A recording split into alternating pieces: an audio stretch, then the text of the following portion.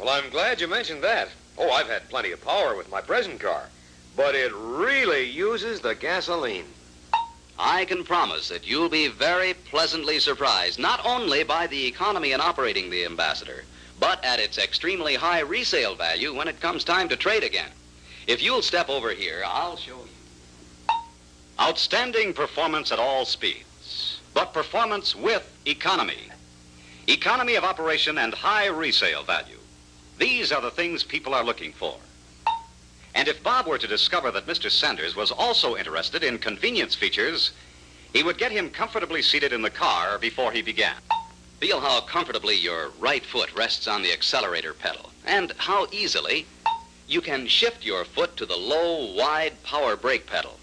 And notice, too, the foot-operated parking brake. No more tugging and hauling at an old-fashioned parking brake, just the touch of your toe to set it, and fingertip pressure on the release. And to make the naturally easy maneuverability of the Ambassador even more effortless, Rambler power steering, which lets you twirl the wheel with your fingertip, is an extremely worthwhile option. Does your present car have power steering? Oh, yes. Without it, I don't think my wife would ever get the car parked. Even then, she sometimes has trouble. The extremely short turning radius of Ambassador will make driving and parking easier than either you or your wife can imagine. Why don't we take a ride? It's the best way. With the Prospect comfortably seated, Bob can dwell on those features which will appeal to a man interested in convenience. We all know that every prospect has different interests. But you have a complete line, an entire family of cars tailored to suit any need.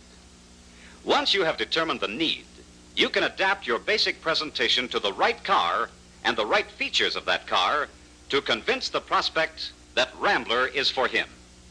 Naturally, it takes longer with some prospects than with others. So take the time necessary to listen to each prospect's comments. Then explain thoroughly each feature of interest.